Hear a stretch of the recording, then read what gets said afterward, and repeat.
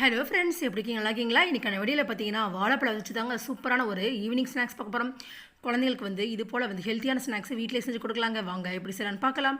அதுக்கு நான் 2 நேந்திரங்காய் பழம் நல்லா இது போல் 2 பெருசாக எடுத்துக்கோங்க. சின்னதாக இருந்தால் ஒரு 4 பழம் எடுத்துக்கோங்க. இதை நல்லா மசிச்சு விட்டுக்கோங்க. இந்த வாழைப்பழம் பார்த்தீங்கன்னா நல்லா பழுத்து இருக்கணும். அப்போ தான் இந்த ஸ்நாக்ஸ் செய்கிறதுக்கு ரொம்ப ஹெல்ப்ஃபுல்லாக இருக்கும். இதில் நம்ம வெள்ளச்சக்கரை எதுவுமே சேர்க்க போகிறது கிடையாது, மைதா மாவு சேர்க்க போகிறது கிடையாது. அதுக்கு மாற்றாக பார்த்தீங்கன்னா நாட்டு சக்கரை, கோதுமை மாவு போன்ற ஹெல்த்தியான இன்க்ரீடியன்ஸ் வச்சு தான் இந்த அப்பம்னு சொல்லலாம், பணியாரம்னு சொல்லலாங்க. இப்போ வாழைப்பழத்தை நல்லா பசைஞ்சு விட்டாச்சு. இப்போ நம்ம 1 கப் அளவுக்கு நாட்டு சக்கரை சேர்த்துக்கோங்க. வெல்லம் வந்தால் கூட இடித்து சேர்த்துக்கோங்க. 1 கப் அளவுக்கு அதே கப் அளவுக்கு நம்ம கோதுமை மாவு சேர்த்துக்கலாங்க. இதில் கொஞ்சோண்டு உப்பு சேர்த்துக்குங்க. இதில் நான் பேக்கிங் சோடா எதுவும் சேர்த்துக்க போகிறது கிடையாது. அவ்வளோதான். இது போல் விஸ்கு வச்சு நல்லா கலந்து விட்டுக்கலாம், இல்லை ஸ்பூன் வச்சு நல்லா கலந்து விட்டுக்கோங்க. நல்லா மையை கலந்து விட்டுக்கோங்க. அப்போ தான் பணியாரம் ரொம்ப டேஸ்ட்டாக இருக்கும். வாசனைக்கு பார்த்திங்கன்னா நான்